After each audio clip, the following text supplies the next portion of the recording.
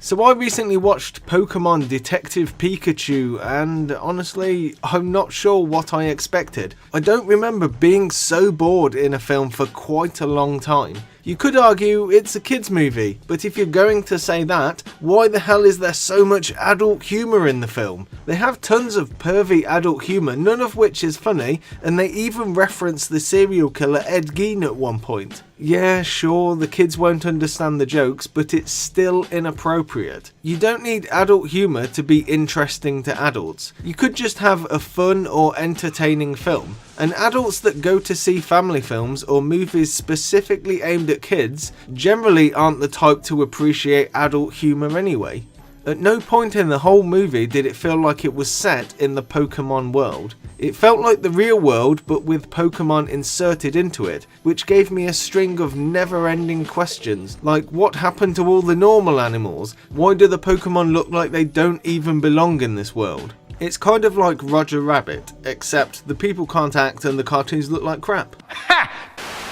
In Roger Rabbit, the cartoons don't look like they fit with the real world, but they aren't meant to. They live in Toontown, which is completely separate to the real world, but they do cross over from time to time and the story forces them together at points. It perfectly explained why the cartoons don't visually fit in with the real world. In Detective Pikachu, there's no separate Pokemon town where all the Pokemon live, so you get no reasoning as to why the Pokemon don't fit in their surroundings. They're just cartoon characters that don't fit into the live action setting at all. There's absolutely no integration between the Pokemon and the real world.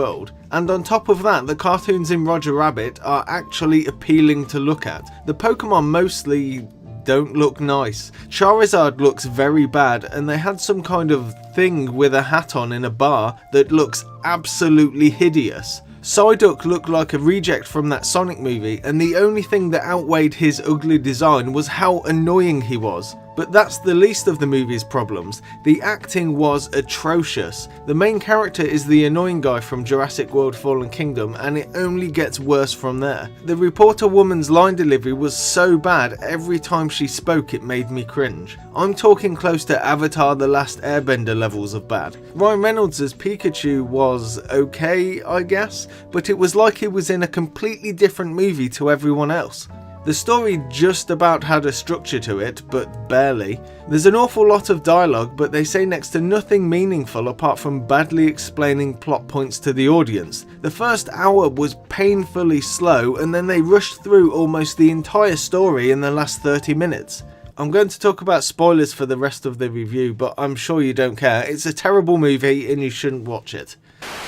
So early on in the movie, the main character gains the ability to understand what Pikachu is saying, so they team up to do some detective work. The whole point of the main character being able to talk to Pikachu is so they can gather information from both people and Pokemon. The main character can talk to people and Pikachu can talk to Pokemon, and they use that information to piece things together. But Pikachu doesn't actually talk to any Pokemon to get answers for anything. It's like the whole gimmick of the movie is never used for what it's intended.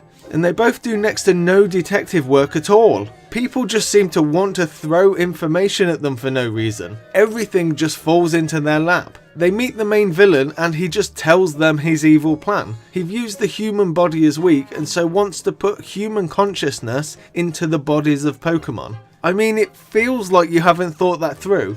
If humans are living inside the bodies of Pokemon, how would day-to-day life work? How are you going to use the toilet when you're a 900-pound rock monster? It's like that villain from the X-Men that wanted to turn everyone into dinosaurs.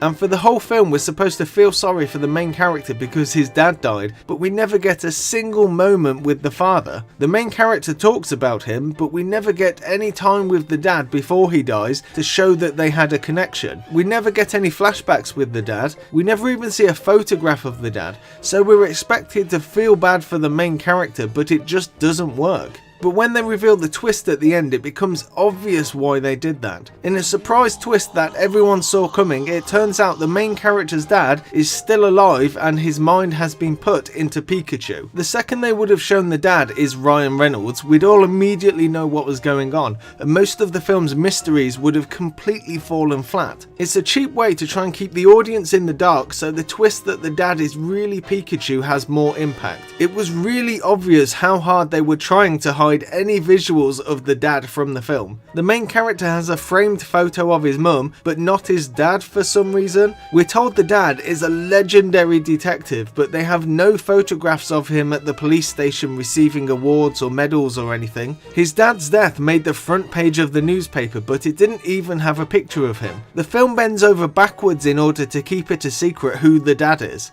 Okay, fine. So we as the audience don't know that Pikachu is the dad, but are you telling me the main character didn't know? Is he stupid? Are you telling me when Pikachu starts talking, the main character didn't even notice he has the exact same voice as his dad? Sure, the main character didn't see his dad very much, but Ryan Reynolds has a very distinct voice. They have a Pokemon called Ditto in the movie that can shapeshift into people. It was just about the only thing I liked in the entire film. Whenever it changes into someone, it still has these creepy little eyes. A Pokemon that can shapeshift into people is a fantastic concept. They could have built a whole story around that idea alone. You could frame people for crimes and get up to loads of interesting things, but instead they just throw it in at the end for no reason at all, with no impact on the story or characters. It's just a dumb henchman for the bad guy that turns into a couple of different people right in front of the main character before being thrown out of a window. Pointless. The entire film was predictable, boring and stupid. If you don't have a pre-existing love for Pokemon, you probably get nothing out of this film at all, and I imagine the terrible first hour will bore kids to death. I actually played the original Pokemon Red, but outside of pointing at the background and going, I remember that Pokemon, there's absolutely nothing of value in the entire film. Given the resources they had and the core concept, they could have done something quite good. It's such a missed opportunity. I'd give it a 2 out of 10. Thank you for watching, I'll see you next time.